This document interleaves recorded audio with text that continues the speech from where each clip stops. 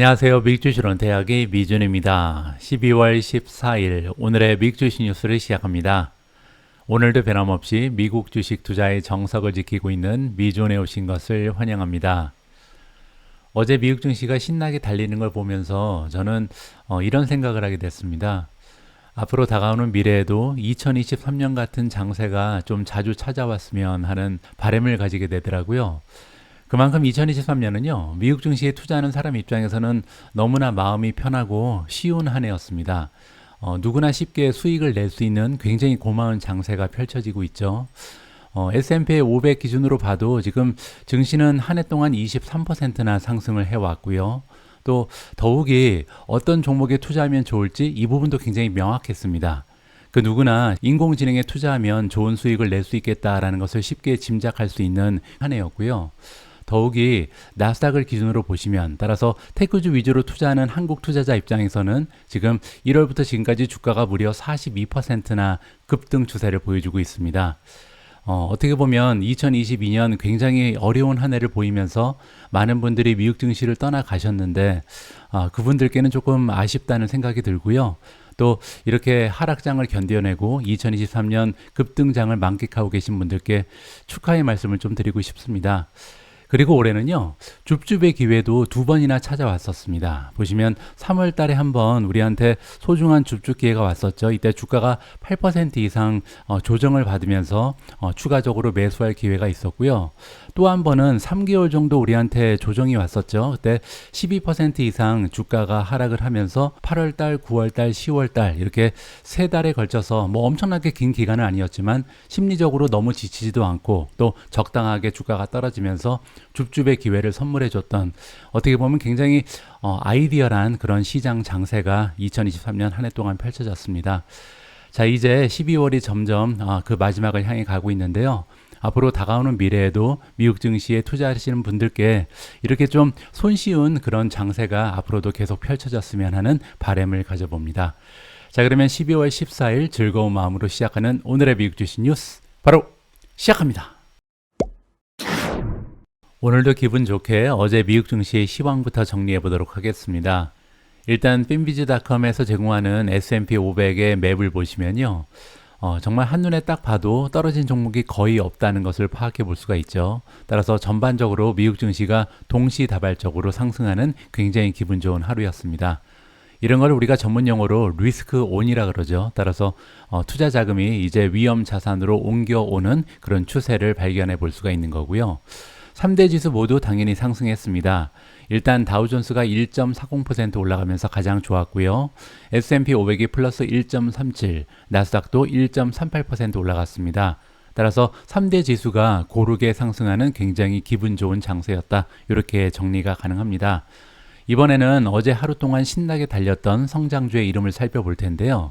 업스타트는 20% 이상 급상승했고요. 오픈도어가 플러스 19.48%, 파가야 테크놀로지 플러스 13%, 스테미 플러스 12.46, 소파이 플러스 12.45, 인바이테 플러스 11.18, 사운드 하운드 AI 플러스 11.17, SQM 플러스 10.07, 버진 갤럭틱 플러스 9.87, 플러그 파워 플러스 9.67, 앨범아리 플러스 9.47, 넥스트라 에너지 8.95, 마지막으로 펠로톤이 8.79% 상승하면서 어제 하루 동안 가장 많은 상승 추세를 만들어낸 성장주의 이름을 올렸습니다.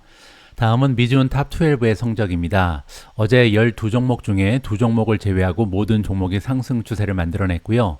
소파이가 플러스 12.45%로 가장 좋았습니다. 그 뒤를 이어서 나비타스가 플러스 4.25, 온셈이 플러스 3.41, SMCI가 플러스 3.00, 팔란티어 플러스 2.11, 인피니언 플러스 1.38, 테슬라 플러스 0.96, 아마존 플러스 0.92, 엔비디아 플러스 0.90, TSMC 플러스 0.51, 마이크로소프트는 주가의 변동이 없었고요.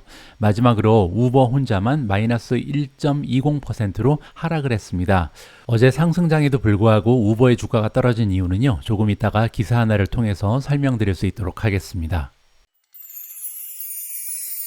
어제 이렇게 미국 증시가 3대 지수 모두 나란히 사이좋게 상승할 수 있었던 이유는 당연히 연준이었습니다. 하지만 연준이 이번에 FOMC 미팅이 끝나고 나서 금리를 동결할 거라는 것은 우리가 모두 기대하고 있었던 거고요. 그것 때문에 주가가 올라간 건 아닙니다. 두 가지 정도의 이 호재가 발생했다. 이렇게 정리가 가능한데요. 그 두 가지의 호재 중에 첫 번째는 연준의 점도표입니다. 연준의 점도표를 살펴보니까요. 2024년에 연준이 세 차례에 걸쳐서 금리 인하를 전망하고 있다라는 희소식이 전달이 됐거든요. 자, 이 부분부터 정리를 좀 해드리도록 하겠습니다. 수요일에 발표된 미국 중앙은행 연준의 경제 전망 요약에 따르면 연방준비제도위원회, 우리가 이제 연준이라고 줄여서 부르는 기관이죠. 연준의 관계자들은요, 내년에 세 차례 금리 인하를 시작할 것으로 예상이 된다라고 점도표가 알려주고 있습니다. 자, 이번에 발표된 새로운 전망은요, 시장이 가격에 반영한 것보다 더 적은 수의 인하를 의미한다. 따라서 시장에서는요, 내년에 한 5번 정도는 금리를 인하하지 않을까 이렇게 기대를 하고 있었는데 그거보다는 약간 적은 수다 이렇게 얘기하는 거죠. 하지만 그럼에도 불구하고 연준이 처음으로 양적 완화에 더 가까워지고 있음을 의미하는 신호를 줬다. 여기에 굉장히 커다란 의미가 있다라고 해석이 가능합니다. 자, 9월 달의 중간 전망치를 살펴보면요. 따라서 불과 몇 개월 전만 해도 굉장히 다른 수치가 점도표에 써 있었습니다. 그때는요, 2023년에도 마지막으로 한 차례 더 금리를 인상할 가능성이 있다. 이러한 중간치가 보고가 됐었고요. 그리고 2024년에도 2번 정도 금리를 인하하는데 그칠 것이다. 이러한 전망이 대두가 됐었거든요. 하지만 이번에 정책을 결정하는 연방공개시장위원회 Federal Open Market Committee, 우리가 줄여서 FOMC라고 부르는 위원회죠. 자, 이 연준에서 인플레이션과의 전쟁이 이제 진전을 보인다. 이렇게 지금 확신을 하고 있는 것 같습니다. 그렇기 때문에 세 번째 연석 회의에서 연방기금 금리를 22년 만에 최고 수준인 5.25에서 5.50까지 동결을 했다. 자, 이것만 해도 일단 희소식이죠. 왜냐하면 9월 달에는요, 한 차례 더 올릴 것이다. 이렇게 발표가 됐었는데 실제로는 올리지 않았잖아요. 자, 그런데 이거는 이제 아까 제가 말씀드린 것처럼 그렇게 커다란 뉴스는 아닙니다. 누구나 이렇게 생각하고 있었거든요. 자, 그리고 중요한 것은요, 수정된 전망입니다. 수정된 전망은 소위 점도표에서 나온 것이다. 이렇게 이해가 가능하고요. 이 점도표는 뭐냐면요, FOMC에는 19명의 위원이 있습니다. 근데 이 11명의 위원이 자기가 생각하는 전망을요, 이렇게 점으로 찍는 거거든요. 따라서 앞으로 1년 이후에, 따라서 2024년에는 기준금리가 어디에 가 있을 것이다. 2025년에는 어디에 가 있을 것이다. 이렇게 향후 3년 동안 어느 정도의 기준금리가 형성될 것인지 자신의 전망을 점으로 찍는 것이다. 이렇게 이해하시면 됩니다. 따라서 중간치가 굉장히 중요하겠죠. 자, 12월 달에 새롭게 업데이트된 점도표를 보면요, 중앙값이 어디에 가 있냐면 일단 2023년 같은 경우는 당연히 이제 5.4%죠. 왜냐하면 이번 달이 마지막이니까 이제 변동이 없죠. 자, 그런데 9월 달에는 이게 5.6이었습니다. 따라서 몇 개월 전에 비해서 0.2%가 감소한 거고요. 자, 이제 중요한 것은 2024년 그리고 2025년인데 2024년의 중간치를 보면요, 여기쯤에 와 있죠. 자, 그 의미는요, 4.6%입니다. 이전에는 5.1이었거든요. 따라서 4.6까지 기준금리의 예상이 떨어졌다. 이렇게 볼 수가 있는 거고요. 그 얘기는 지금 현재 수준에서 75 베이시스 포인트 인하가 가능하다. 따라서 75 베이시스 포인트가 떨어지려면 3번 정도 연준에서 기준금리를 하락시켜야 되죠. 따라서 굉장히 긍정적인 수치가 발표가 된 거고요. 그리고 나서 2025년을 보시면요, 3.6%가 중간에 나와 있습니다. 자, 여기 나와 있는 이 수치죠. 따라서 2024년에는 4.6, 2025년 말까지는 3.6%로 하락할 것이다. 이 수치 역시도 지난 9월 달에 발표됐던 3.9에서 0.3%포인트 추가적으로 하락한 거다. 이렇게 의미를 가질 수가 있습니다. 따라서 이번에 발표된 점도표가 미국 증시가 신나게 달릴 수 있었던 첫 번째 이유를 제공했다. 이렇게 정리가 가능합니다. 어제 미국 증시가 마지막까지 상승 추세를 지켜낼 수 있었던 또 하나의 이유는요, 기자회견에 등장한 파월 의장의 태도였습니다. 과거에 보시면 연준의 성명서는 굉장히 긍정적인데 파월 의장이 이제 기자회견에 나와서 조금 호키시한 내용을 강조하면 주가가 떨어지는 경우도 있었잖아요.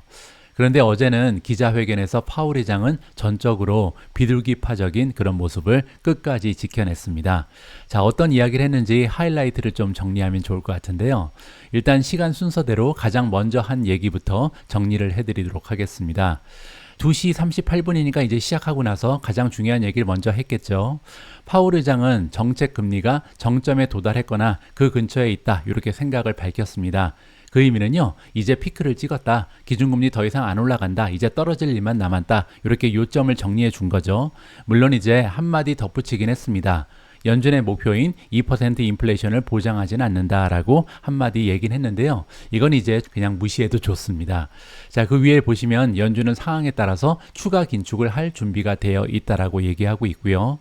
자, 그리고 가장 중요한 얘기가 등장합니다. 연준의 다음 질문은 언제 긴축적인 입장을 처리하는 것이 가장 적절한 것인가? 이게 이제 오늘 회의의 주제였다. 이렇게 밝혔거든요. 이게 결정타죠. 왜냐하면 여러분들 기억하시겠지만 바로 전에 미팅만 해도 연준 의장이 이런 얘기를 했습니다. 연준에서는 아직까지 금리 인하에 대해서 논의하고 있지 않다. 이렇게 못을 박았거든요. 그런데 이번에는 완전히 태도가 바뀐 거죠.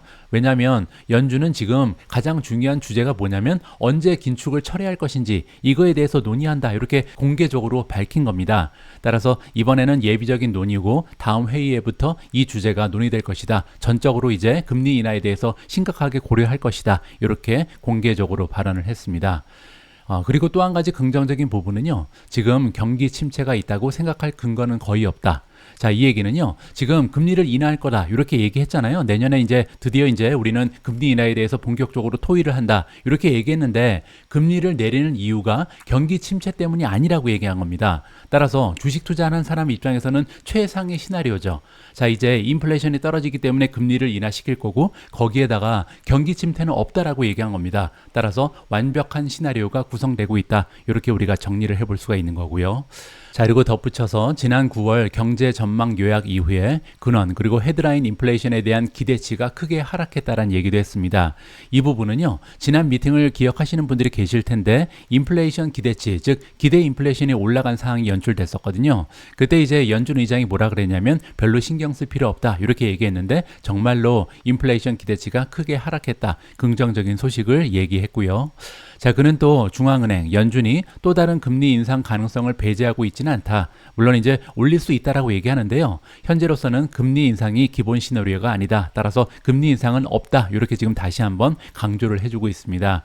자, 그리고 추세 이상의 성장 자체는 문제가 되지 않는다. 이 얘기는요. 경제가 뜨겁다고 해서 노동시장이 뜨겁다고 해서 그게 문제는 아니라고 얘기합니다. 물론 이제 인플레이션이 2%로 돌아가는 데는 시간이 더 걸릴 수 있다. 하지만 문제는 아니니까 걱정하지 마라. 뭐 경제가 좋은 것은 문제가 아니다. 이렇게 얘기한 거고요. 자, 그리고 또 한 가지 굉장히 재미있는 얘기를 하는데요. 전반적으로 노동시장의 발전은 매우 긍정적이다라고 얘기합니다. 노동자들이 임금 상승을 얻을 수 있었다는 점에서 굉장히 긍정적이다라고 얘기하는데요. 불과 몇 달 전만 해도 여러분들 기억하실 텐데 노동시장이 뜨거운 것이 커다란 문제다. 이러한 입장을 얘기했었거든요. 그런데 이제는 노동시장이 지금 발전하고 있고 임금이 올라가고 있는 게 오히려 굿뉴스다. 이렇게 지금 태도를 변환하는 모습을 나타내고 있습니다. 자, 우리는 긴축적인 입장을 너무 오래 유지할 위험을 인식하고 있으며 그러한 실수를 하지 않는데 매우 집중하고 있다. 따라서 이제는요. 인플레이션이 문제가 아니라 긴축을 너무 많이 하는 게 문제다. 따라서 긴축을 언제 처리할지가 가장 중요하다. 이렇게 굉장히 긍정적인 얘기를 한 거죠. 자, 그리고 또 한 가지 파월 의장은 중립금리가 구조적 변화로 인해 상승했다면 이는 정책이 팬데믹 이전보다 더 높은 수준을 유지해야 한다는 것을 의미한다는 얘기를 했습니다. 자, 굉장히 의미심장한 얘기입니다. 중립금리가 뭐냐면요. 금리가 이제 경제를 촉진하거나 저해하지 않는 완벽한 그 지점을 얘기하거든요. 지금까지는 이제 연준은 항상 이거를 2%라고 얘기했었죠. 2%가 가장 이제 아이디어란 이러한 금리라고 얘기했었는데 여기서 지금 파월 의장이 얘기한 건 뭐냐면요. 구조적으로는 변화로 인해서 이게 팬데믹 이전보다 더 높은 수준을 유지할 가능성도 있다는 거죠. 따라서 2%가 3%까지 바뀔 가능성도 있다. 뭐 이런 식으로 넌지시 얘기했다. 이렇게 이해가 가능합니다. 자, 마지막으로 결정타가 나오죠. 제롬 파월 의장은 미국 경제가 2024년에 경기 침체에 빠지지 않더라도 연준은 금리를 인하할 의향이 있다라고 얘기했습니다. 자, 이게 가장 중요한 얘기죠. 따라서 경기 망가질 필요 없다. 우리는 리세션에 빠질 필요 없다. 그냥 우리는 금리를 내릴 것이다. 이렇게 얘기한 겁니다. 자, 그리고 마지막으로 확인 사살을 해주는데요. 파월 의장은 인플레이션이 2%에 도달하기 훨씬 전에 제한적인 정책을 축소해야 할 것이다 라고 얘기했습니다. 따라서 이제 명백해졌습니다. 경기가 침체하지 않아도 금리는 내려야 된다. 이렇게 지금 파월 의장이 얘기한 거죠. 자, 따라서 정리를 해보면요. 주식 투자를 하는 투자자 입장에서는 최상의 시나리오가 발생했습니다. 제가 항상 말씀드리지만 주가는 실적 곱하기 멀티플이잖아요. 어제 발생된 이 연준의 발표 내용은요, 실적과 멀티플을 둘 다 이게 보듬어주는 굉장히 좀 긍정적인 소식입니다. 왜냐면요, 일단 연준 의장이 얘기했죠. 내년에 우리는 금리를 인하시킬 것이다. 금리가 인하되면요, 당연히 이제 멀티플이 상승할 수 있는 여지가 나타납니다. 적어도 지금 현재 굉장히 높게 설정돼 있는 멀티플, 시장의 프리미엄이 떨어질 가능성이 굉장히 적어지는 거죠. 따라서 실적만 받침이 되면 이제 주식시장은 더 상승할 수 있다. 이렇게 우리가 기대를 해볼 수가 있는데요. 동시에 이제 무슨 얘기를 했냐면 파월 의장이 경기가 침체되지 않아도 금리는 내릴 것이다. 이런 얘기를 했잖아요. 그리고 또 한 가지, 지금 경제가 침체된다는 아무런 신호가 잡히지 않는다. 따라서 어떻게 보면요, 기업의 실적 역시도 성장할 가능성이 높다. 이렇게 연준 의장이 얘기해 준 겁니다. 따라서 주식 투자하는 사람 입장에서 가장 중요한 두 가지, 멀티플 그리고 실적 두 가지 다 2024년에는 상승할 가능성이 높아졌다. 이렇게 정리가 가능합니다. 어제는 때마침 HSBC라는 금융기관에서 S&P 500에 대한 목표 주가를 발표했습니다. 자, HSBC의 전망에 따르면 S&P 500이 내년에 최소 5천에 도달할 것이다 라는 전망을 얘기하고 있는데요. 구체적인 내용을 한번 살펴보면 좋을 것 같습니다. S&P 500은 2024년 5천에 도달할 수 있으며 만약에 경기 침체를 피할 수 있다면, 리세션에 빠지지 않는다면 더 높아질 수도 있다. 이렇게 HSBC가 전망을 했습니다. 따라서 5천이라는 목표 주가는요, 리세션까지는 아니더라도 만약에 경기가 조금 둔화되면 그래도 5천을 달성할 수 있다. 이렇게 얘기하고 있는 거죠. 주식 전략 책임자 니콜 이누이라는 전문가가 나오고요. 수요일에 화요일 종가 대비 7.7% 상승 여력을 의미하는 목표를 설정했다. 따라서 만약에 5천까지 가면 지금의 비교해서 한 8% 정도 올라갈 수 있다. 이렇게 계산이 나오는 거죠. 니콜 이누이라는 전문가의 의견에 따르면요, 내년 금리 인하 가능성은 증시의 순풍이 될 수 있는 반면 경기 둔화에 따른 기업 실적 그리고 내년 11월에 대선이 있는데 이거 역시도 역풍이 될 수 있다라고 얘기합니다. 따라서 내년에는요, 긍정적인 부분 그리고 부정적인 부분이 섞여져 있다. 이렇게 얘기하는 거죠. 일단 긍정적인 부분은요, 금리 인하가 발생할 가능성이 높다는 겁니다. 금리가 떨어지게 되면 채권의 금리가 떨어지죠. 채권의 금리가 떨어지면요, 위험 자산의 매력이 올라간다. 그 얘기는요, 멀티플이 적어도 떨어지지 않을 가능성이 높다. 아니면 상승할 가능성도 우리가 생각해 볼 수가 있는 겁니다. 자, 하지만 역풍이 있다. 안 좋은 점이 있는데요. 일단 경기가 둔화되게 되면 기업 실적에 문제가 생길 수도 있는 거고요. 또 한 가지는 11월에 있는 미국의 대선입니다. 자, 왜냐면요, 미국의 선거가 있는 해의 수익률은 일반적으로 다른 해에 비해서 저조하다. 이렇게 지금 통계적인 이야기를 해주고 있습니다. 자, 하지만 그럼에도 불구하고 긍정적인 측면은요, 연방준비제도 이사회, 연준이 경제를 경기 침체로 몰아넣지 않고 인플레이션을 억제해서 연착륙을 할 수 있다면, 따라서 5천은요, 연착륙이 기본이 아닙니다. 만약에 약간의 경기 침체가 나타나더라도 그래도 5천을 달성할 수 있다는 거죠. 자, 그런데 만약에 내년에 미국 경제가 연착륙에 성공을 한다면 5천은 굉장히 보수적인 목표다. 이렇게 지금 아울러서 이야기를 하고 있습니다. 니콜 이누이는요, 고객들한테 연말 예상 수준을 발표하는 메모에서 이런 얘기를 덧붙입니다. 2024년에 향하는 시장의 기대치가 더 낙관적이다. 이 얘기는요, 올해에 비해서 더 낙관적이라는 얘기입니다. 2023년 초반에는 분위기가 굉장히 우울했잖아요. 하지만 내년에 대한 시장의 기대치는 굉장히 높은 편이다. 이렇게 얘기를 하는 거고요. 하지만 그럼에도 불구하고 지나치게 과열 상태는 아니다라고 얘기합니다. 더 달릴 수 있는 여지가 있다. 지금은요, 뭐 유토피아를 생각하는 그런 시장 분위기는 아니라는 거죠. 그 얘기는요, 긍정적인 추세를 앞으로도 만들어낼 가능성이 높다. 이렇게 얘기하는 겁니다. 자, 또한 이누이는요, 과거 미국 증시의 역사적인 통계를 얘기하는데요. 자, 미국 경기가 침체를 피했을 때 S&P 500 지수는요, 이전 금리 인상 이후에 금리 움직임이 멈춘 시점에서 첫 금리 인하 후 6개월 사이에 평균적으로 22%의 수익을 기록한 적이 있다라고 얘기합니다. 자, 그 얘기는요, 이번에도 S&P 500이 지금부터 첫 금리 인하 후 6개월까지 앞으로 이제 한 1년 정도 우리가 기대해 볼 수가 있는데요. 이 사이에 20% 이상의 상승 여력을 보일 가능성이 높다는 거죠. 자, 지금부터 2024년 3분기까지 이렇게 20%나 달릴 수 있는 것이 미국 증시다. 이렇게 전망을 발표하고 있습니다. 물론 이제 한 가지의 전제가 있는 거죠. 리세션에 빠지면 안 된다. 리세션을 피할 수만 있다면 지금부터 내년 3분기까지 20% 상승할 수 있다. 이거는 역사적인 통계다. 이렇게 정리가 가능합니다. 자, 여기에 덧붙여서 HSBC는요, 지속적인 마진 확대 그리고 원자재 리스크가 감소하고 있기 때문에 내년 어닝 성장률이 2023년 약 보합에서 8%까지 상승할 것이다. 이렇게 예상을 발표했습니다. 따라서 올해 같은 경우는요, 기업의 어닝이 거의 성장하지 못했죠. 그런데 내년에는 8% 정도 기업의 어닝이 상승할 수 있다. 이렇게 얘기를 하는 겁니다. 따라서 HSBC의 전망을 다시 한번 정리를 해보면요, 아까 초반에 말씀드린 것처럼 5천까지 올라갈 수 있다. 그 얘기는 8% 상승이잖아요. 따라서 주가는 실적 곱하기 멀티플인데 지금 현재 실적이 8% 정도 상승한다. 이렇게 얘기하고 있는 거죠. 따라서 멀티플은 더 이상 올라가기 어렵다. 이렇게 판단하는 것 같습니다. 자, 그러나 컨센서스 추정치는요, 여전히 경제 활동이 상당히 둔화될 것으로 보여서 어닝이 더 이상 성장하는 것을 제한하고 있다. 따라서 만약에 내년에 경제 활동이 둔화되지 않는다면, 경제가 계속해서 강력한 모습을 보일 수만 있다면 8%가 아니라 더 이상 상승할 가능성도 높은 거죠. 그렇게 돼서 20% 상승도 가능하다. 이렇게 여점을 정리해 볼 수가 있을 것 같습니다. 최근에 팔란티어 주가는 한 달 동안 10% 이상 하락하면서 조정을 겪고 있습니다. 자, 이렇게 주가가 조정을 겪을 때는요, 긍정적인 카탈리스트가 동시다발적으로 많이 확보가 되면 다시 한번 주가가 힘을 낼 수 있는 계기가 마련되겠죠. 그런 의미에서 오늘 기사는 굉장히 반갑습니다. 팔란티어가 유니크레딧과 파트너십을 갱신했다라는 반가운 소식이고요. 그 밖에도 다양한 파트너십에 대한 이야기를 한번 전달해 드릴까 합니다.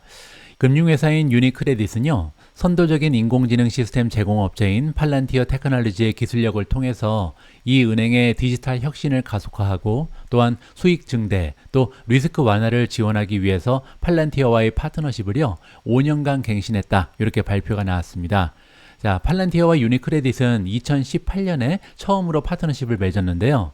이 은행은 여러 관할권에 걸친 영업을 관소화해서 비용을 절감하고요. 또한 머신러닝 그리고 인공지능을 더 효과적으로 운영하면서 정책 준수를 강화하고 또 일선에서 의사결정을 개선할 수 있는 기술을 모색했습니다. 그 결과로요, 이 은행은 여러 법인 그리고 비즈니스 라인에 걸쳐서 단일 개방형 통합 플랫폼을 활용하게 됐고요. 전체 그룹의 시너지를 실현할 수 있는 팔란티어 파운드리를 기업용 운영 체제로 선택을 한 바가 있습니다. 자, 이렇게 기업용 운영 체제가 팔란티어의 소프트웨어가 되면요, 이제 전환 비용이 엄청나게 많이 올라가기 때문에 아마도 장기적으로 유니크레딧은 팔란티어의 고객사가 될 가능성이 높다. 이렇게 우리가 기대를 해볼 수가 있는 거죠. 팔란티어 파운드리는요, 최근에 모든 CNE 유니크레딧 법인으로 확장이 됐다고 합니다. 따라서 이제는 팔란티어의 소프트웨어가 유니크레딧 법인 전반적으로 사용이 된다. 이렇게 이해가 가능하고요. 이제 그룹 전반의 전략적 사용 사례를 관리하는데 사용될 예정에 있다라고 알려주고 있습니다. 지난 5년간 팔란티어 파운드리는요, 프로세스 효율성을 높여주고 또 캠페인 관리를 개선해서 유니크레딧의 제어 기능 그리고 상업은행 운영 모두에 상당한 가치를 창출했다라고 유니크레딧이 얘기하고 있습니다. 뭐 예를 들어서 2023년 한 해 동안 파운드리의 고급 분석 그리고 성향 모델이요, 은행이 더 나은 타겟팅을 통해서 보호 상품에 대한 고객 상한을 4배나 증가시키는 데 도움이 됐다. 이렇게 유니크레딧이 언급을 했습니다. 자, 그래서 이 유니크레딧과의 계약이 5년 동안 지속된다. 이 부분도 굉장히 커다란 하나의 호재다. 이렇게 볼 수가 있는 거고요. 자, 그 밖에도 이번 한 주 동안요, 팔란티어는 무려 4건의 파트너십 체결을 발표한 바가 있습니다. 하지만 안타깝게도 뉴스에는 보도가 되지 않았는데요. 일단 첫 번째로 굉장히 커다란 계약건이죠. 일본 후지츠와의 4천만 달러 규모의 확장 계약이 발표가 된 바가 있고요. 두 번째로 폐기물 관리 회사인 플러스 크레트와 새로운 파트너십이 결성이 됐고요. 자, 세 번째는 홀스 인티그리티 세이프티 오토리티, 줄여서 HISA와 새로운 파트너십이 결성되면서 파운드리 그리고 AI 플랫폼을 활용한 거래가 성사가 됐다. 이렇게 보시면 되고요. 마지막으로 오늘 우리가 자세히 살펴본 유니크레딧과의 파트너십이 5년간 갱신이 됐습니다. 따라서 한 주 동안 이렇게 4개의 파트너십이 결성되면서 어떻게 보면 지금 슬럼프에 빠져있는 팔란티어가 조금씩 회복할 수 있는 기회가 마련이 되고 있다. 이렇게 마무리가 가능합니다. 다음으로 준비된 기사는 테슬라 관련된 소식인데요. 안타깝게도 부정적인 뉴스가 발표가 됐습니다. 향후에 이제 테슬라의 잠재적인 시장으로 굉장히 많은 기대를 모았던 인도가 전기차 수입세 인하 계획이 없다라고 발표를 했습니다. 그렇게 되면요, 향후에 이제 테슬라의 인도 시장 진출이 굉장히 좀 어두워졌다. 이렇게 우리가 정리가 가능한데요. 구체적인 내용을 한번 읽어봐야겠죠. 인도 정부가 현재 수입 전기 자동차에 대한 세금 감면을 고려하고 있지 않다 이렇게 밝히면서 테슬라의 인도 시장 진출 계획이 지연될 전망입니다. 자, 누가 발표했냐면요. 인도 상공부의 차관인데 솜 파키시라는 사람이 나오는데요. 자, 이 차관이 수요일날 늦게 회의에서 현재로서는 인도에서 전기 자동차에 대한 현지 부가가치세 면제 그리고 수입 관세에 대한 보조금 지급에 대한 제한은 없다라고 이야기를 했습니다. 파카시 차관은요, 정부의 메이크 인 인디아 추진에 따른 기본 정책이기 때문에 이러한 내용이 발표됐다 이렇게 얘기하고 있고요. 전기차 산업에 대한 국내외 투자를 장려하는데 그 목적이 있다라고 얘기합니다. 인도 정부는요, 현지 자동차 생산을 촉진하기 위해서 2021년에 31억 달러 규모의 인센티브 프로그램을 시작한 바가 있고요. 또한 인도에서 배터리를 생산하는 기업에게는 20억 달러 규모의 프로그램을 통해서 인센티브를 제공하고 있는 사항입니다. 자, 블룸버그 통신은요, 인도 정부가 해외 기업이 인도에서 생산하기로 약속할 경우에는 양어 세율로 전기차를 수입할 수 있도록 하는 정책을 추진 중이었다. 이렇게 지금 보도를 했었거든요. 따라서 이번 인도 정부의 성명은 예상치 못한 방향 전환이다. 이렇게 보도를 했습니다. 그렇게 되면요, 테슬라와 인도 간의 협상이 다시 한번 교착 상태에 빠질 수 있다라고 예상해 볼 수가 있습니다. 자, 그 얘기는요, 여러분들 기억하고 계시겠지만 모디 총리의 행정부는요, 미국 자동차 제조업체인 테슬라가 현지에서 자동차를 생산하도록 밀어붙였습니다. 그리고 이제 테슬라도 이 일론 머스크가 다른 곳에서 생산한 중국이었죠. 중국에서 생산한 자동차를 이제 경쟁력 있는 가격에 우선 판매하기 위해서 세금을 낮춰달라. 이렇게 이제 팽팽하게 맞서는 상황이었잖아요. 그러면서 이제 1년 동안 교착 상태에 빠졌었죠. 자, 그리고 나서 양측이 대화를 재개했고요. 머스크는 지난 6월 달에 모디 총리의 미국 방문 기간 동안 테슬라가 남아시아 국가인 인도에 상당한 투자를 할 것이다. 이렇게 얘기하면서 이제 협상이 진전되는 모습을 보여줬습니다. 그런데 이러한 계획이 이제 다시 지연될 가능성이 높다. 이렇게 부정적으로 해석이 가능한 거죠. 저는 이 기사를 읽고요, 개인적으로 한 가지 희망적인 부분을 좀 생각을 해봤는데요. 그게 뭐냐면 이번 기사의 주체를 보시면 인도 상공부 차관입니다. 솜 파카시가 나와 있죠. 개인적으로 이 이름은 굉장히 좀 익숙하지 않은 이름입니다. 왜냐면요, 지금까지 인도와 테슬라의 그 무역 관계는 사실 인도 무역부 장관인 PUC 고얄이 담당을 했었거든요. 그런데 이제 고얄 장관이 쏙 빠지고 갑자기 차관이 등장을 한 거죠. 따라서 제가 볼 때는요, 언제든지 고얄 장관이 다시 전면에 등장을 하면서 이런 이야기는 바뀔 가능성이 있다라고 희망적으로 좀 기대를 해봅니다. 그 얘기는요, 지금 인도 정부가 테슬라와의 협상에서 유리한 위치를 차지하기 위해서 어떻게 보면 전략적인 그런 행동을 취하는 것이 아닌가, 이렇게 우리가 좀 긍정적으로 해석이 가능한 거죠. 따라서 완전히 인도 시장 진출이 막혔다, 이렇게 생각하기에는 조금 아직까지는 시기상조다, 개인적으로 판단합니다. 다음으로 준비된 기사 역시도 테슬라 관련된 부정적인 뉴스인데요. 기사의 제목을 보시면 굉장히 끔찍합니다. 오토파일럿 안전장치 문제로 미국 내에 있는 차량 200만 대 넘게 리콜을 실시한다. 이렇게 지금 제목이 나와 있거든요. 제목만 보면 엄청나게 커다란 악재가 발생했구나, 이렇게 생각해 볼 수가 있는데 자세한 내용을 한번 들여다볼 필요가 있을 것 같습니다. 테슬라는요, 안전규제 당국이 이 시스템, 오토파일럿을 얘기하는 거고요. 오토파일럿이 예측 가능한 오용에 노출되어 있다라고 밝힌 이후에 새로운 안전장치를 설치하기 위해서 미국에서만 200만 대를 리콜하고 있다라고 기사에서 알려주고 있습니다. 여기서 나와 있는 안전규제 당국이 바로 미국 도로교통안전국이죠. NHTSA라고 부르는 도로교통안전국이요. 테슬라 차량이 운전자 보도 시스템을 사용할 때 운전자가 주의를 기울이는지 이 여부를 2년 넘게 조사해 오고 있습니다. 자, 이번에 공개된 테슬라의 리콜 신청서에서는요, 오토파일럿의 소프트웨어 시스템 제어가 운전자의 오용을 방지하기에 충분하지 않을 수 있다. 따라서 충돌 위험을 증가시킬 수 있다라고 이야기하고 있습니다. 테슬라는요, NHTSA의 분석에 동의하지는 않는다, 이렇게 입장 표명을 했고요. 하지만 오토스티어가 작동할 때마다 운전자가 지속적인 운전 책임을 준수할 수 있도록 더욱 장려하기 위해서, 따라서 조금 더 안전하게 만들기 위해서 해당 차량에 이미 존재하는 제어 및 경고 기능을 추가하는 무선 소프트웨어 업데이트를 배포할 것이다, 이렇게 입장을 발표했습니다. 참고로 이번 리콜을 미국의 지역에서도 실시할 것인지 여기에 대한 질문에는 답변을 하지 않았다라고 나와 있고요. 테슬라는 참고로 2012년 모델부터 미국 내 203만 대의 모델 S, X, 3, Y 이렇게 4가지의 모델 차량에 업데이트를 배포할 예정이라고 이야기를 했습니다. 차량 하드웨어를 기반으로 한 이번 소프트웨어 업데이트는요, 사용자 인터페이스에서 시각적 경고에 눈에 잘 띄게 표시하는 부분, 그리고 오토스티어 작동, 그리고 해제를 간소화하는 거, 그리고 오토스티어 작동 시 추가 확인, 자, 그리고 또한 운전자가 기능이 작동하는 동안, 이 오토스티어가 작동하는 동안 지속적으로 운전 책임을 반복적으로 입증하지 못하게 되면요, 결국은 오토스티어가 사용 중단되는 기능, 이렇게까지 포함이 된다라고 나와 있습니다. 오토스티어는요, 이렇게 차선에 맞춰서 쭉 일정한 스피드를 유지하면서 가는 기능을 얘기하죠. 자, 여기에서 이제 문제가 됐다, 이렇게 파악이 가능하고요. 테슬라는 지난 2월 달에도 미국 도로교통안전국이 차량이 교통안전법을 제대로 준수하지 않아서 충돌 사고를 일으킬 수 있다, 이렇게 밝힌 이후에 36만 2천 대를 리콜한 바가 있습니다. 그때 이제 풀 셀프 드라이빙 베타 소프트웨어를 업데이트 했었죠. 자, 여기에서 우리가 한 가지 좀 생각해 보아야 할 부분이 있는데요. 자, 이렇게 오버 더 에어 업데이트, 즉 소프트웨어를 무선으로 업데이트하는 것이 과연 리콜인가, 이 부분에 대해서 한 번은 고민할 필요가 있다라고 생각을 합니다. 원래 리콜은요, 우리가 이제 정비소까지 차를 끌고 가서 잘못된 부품을 교체하고 망가진 부분을 수리하고 이런 게 이제 리콜이었잖아요. 따라서 많은 자동차 업체들이 리콜이 발생하게 되면 제품에 결함이 있고 이 상품은 믿을 게 못 되고 이런 식으로 부정적인 인식을 받을 수 있었던 게 바로 리콜이었는데요. 이제는 시대가 바뀌었죠. 자동차가 전자제품이 돼버렸잖아요. 따라서 과연 이 오버 디 에어 업데이트가 리콜인가, 이러한 정체성에 대한 질문을 할 필요가 있다, 저는 개인적으로 판단합니다. 자, 여기 한번 읽어보시면요, 무선 업데이트는 전자기기에 무선으로 전달되는 소프트웨어 그리고 펌웨어의 개정판이다 라고 보시면 되고요. 따라서 업데이트라고 보시면 되겠습니다.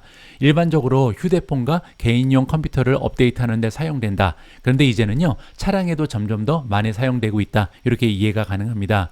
그 이유는요, 자동차가 점점 달리는 컴퓨터가 되고 있죠. 따라서 무선 업데이트를 통해서 차량 소프트웨어는 물론이고 운전자 지원 그리고 인포테인먼트 시스템을 수정할 수 있다라고 이해가 가능합니다. 하지만 미국의 연방법에 따라서 이러한 업데이트는 리콜로 간주가 되는 상황이고요. 그렇기 때문에 지금 일론 머스크는 이거를 굉장히 좀 시대착오적인 상황이다라고 얘기한 바가 있습니다. 자, 왜냐면요, 전자제품은 계속해서 새로운 버전이 등장을 하고 업데이트를 해줄 수밖에 없잖아요. 따라서 이렇게 업데이트를 할 때마다 리콜이라 부른다면 이 자동차 기업 입장에서는 이미지에 굉장히 좀 부정적인 영향이 발생할 수 있다. 앞으로 이건 규정이 조금 수정돼야 될 필요가 있다라고 판단이 됩니다.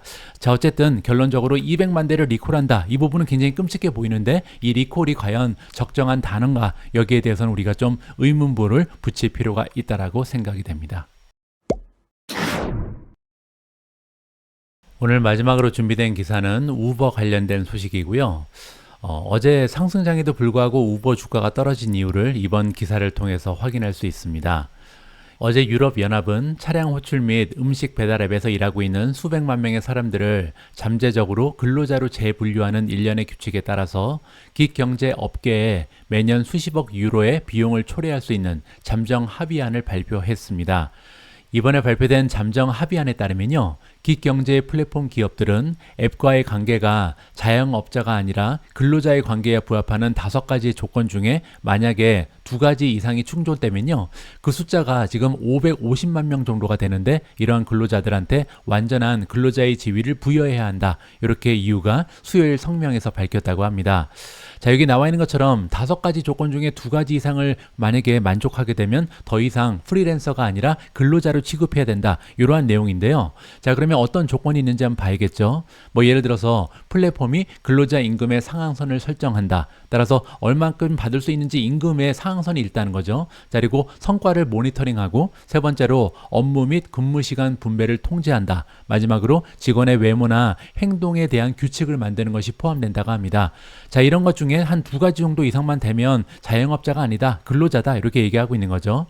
우버 테크놀로지 그리고 딜리버루, 이러한 기업들이 제공하는 앱 그리고 유사한 앱을 사용하는 배송업체 그리고 운전자의 지위는요, 전 세계적으로 논란의 대상이 되고 있다라고 나와 있습니다. 많은 앱이 라이더에게 유연성 그리고 자영업의 자유를 제공한다라고 얘기하고 있지만 일부 노동 운동자들은요, 보호장치가 너무 적다라고 주장을 하고 있거든요. 따라서 팽팽한 주장이 맞서고 있다, 이렇게 보면 되고요. 만약에 이번에 이후에 잠정 합의안이 승인되게 되면요, 디지털 플랫폼 노동자들은 앞으로 최저임금이라든지 유급휴가, 실업수당 같은 일반적으로 근로자가 누리는 권리를 누릴 수 있게 된다라고 이해가 가능합니다. 이 부분은 논란의 여지가 있죠. 왜냐하면 근로자들이 이렇게 다양한 혜택을 받는 것은요, 그만큼 책임이 따르기 때문입니다. 하지만 과연 이 우버 같은 기업에서 일하고 있는 운전자들이 그만큼의 책임감을 느낄 것인가? 그들이 일하고 싶을 때만 일하고 일을 하기 싫으면 안 해도 되는 게 바로 우버의 운전자들이잖아요. 따라서 같은 이러한 혜택을 주는 것이 과연 합당한가? 이 부분은 우리가 생각할 필요가 있을 것 같습니다. 자, 어쨌든 볼트라든지 우버, 프리나우 같은 이러한 기업들을 대표하는 무역 단체가 있는데요. 무브 EU입니다. 자, 이 무브 EU가 깊은 우려를 표명하면서 이번 협상이 EU 전역의 수십만 명의 운전자들한테 법적인 불확실성을 야기하게 될 것이다. 많은 사람들이 오히려 피해를 입을 것이다. 이렇게 주장을 하고 있고요. 이 단체가 그래서 EU 국가들한테 정치적 합의에 대한 반대표를 던질 것을 촉구했다. 아직은 이제 승인된 게 아니거든요. 자, 왜냐면요, 이러한 더 엄격한 고용 규칙으로 인해서 배달 플랫폼이 감소할 우려도 있습니다. 2년 전에는요, 스페인에서 비슷한 법안이 통과되면서 딜리버루가 스페인에서 철수한 적이 있고요. 다른 음식 배달 앱이 운영을 축소한 바가 있습니다. 따라서 오히려 일자리가 줄어드는 부정적인 영향이 발생할 수 있다는 거죠. 수요일에 잠정 합의안은요, EU 이사회 그리고 의회의 승인과 채택을 거쳐야 그때 이제 발효가 된다. 이렇게 이해가 가능합니다. 자, 여기에서 저는 한 가지 여러분들께 좀 말씀드리고 싶은 부분이 있는데요. 여기 보시면 플랫폼이 근로자 임금의 상한선을 설정한다. 뭐 예를 들어서 성과를 모니터링한다. 그리고 여기 보면 직원의 외모라든지 행동을 규제한다. 이렇게 써 있잖아요. 저도 이제 이 플랫폼을 통해서 수익을 창출하는 사람 중에 한 명입니다. 유튜브에 들어가서 유튜브에 제가 원하는 컨텐츠를 올리고 거기에서 이제 임금을 받고 있잖아요. 자, 그런데 저 같은 경우는 제 외모는 제가 마음대로 조절할 수 있지만 행동에 대한 규칙이 있는 것은 사실입니다. 제가 원하는 모든 컨텐츠를 올릴 수는 없거든요. 컨텐츠가 이제 센서십을 받게 되죠. 따라서 굉장히 좀 부적절한 그런 컨텐츠를 올리면 잘리게 됩니다. 그리고 이제 성과를 모니터링 하고 있죠. 제가 얼마나 많은 수입을 올리고 있는 건지 거기에서 이제 수입을 분배하고요. 또 얼마나 많은 클릭을 받고 있는지 어떤 사람들이 제 채널을 이용하고 있는지 이러한 부분을 구글이 모니터링 하고 있습니다. 따라서 저 같은 경우도 2개 이상이 해당이 되기 때문에 근로자로 취급을 받아야 되거든요. 그런데 제가 볼 때 과연 제가 그럴 만한 자격이 있는가? 이 4대 보험에 가입을 시키고 뭐 유급 휴가를 받고 이러한 자격을 제가 갖는 것이 합당한가? 이러한 의문을 갖게 됩니다. 제가 원할 때만 제가 원해서 이렇게 컨텐츠를 올리는 건데 그 정도의 혜택을 받을 만한 자격은 없다는 것이 비슷한 직업을 가진 사람의 입장이다라는 것을 말씀드리고 싶습니다. 12월 14일 보내드린 오늘의 미국 주식 뉴스는 여기까지입니다. 오늘 방송이 여러분들 투자 활동에 작은아마 도움이 됐다면 여러분들의 소중한 좋아요 그리고 댓글 부탁드리고요. 아울러서 대한민국에서 가장 빠르고 가장 정확하고 가장 필요한 미국 주식 투자 정보를 제공해드리는 미주음 멤버십 가입도 한 번 더 고려해 주셨으면 좋겠습니다. 저는 내일 또 여러분들 투자 활동 도움될 수 있는 많은 정보 모아서 다시 인사드리겠습니다. 우리 모두가 미국 주식 투자로 은퇴하는 그날까지 다 함께 화이팅입니다. 행복한 하루 되세요. 감사합니다.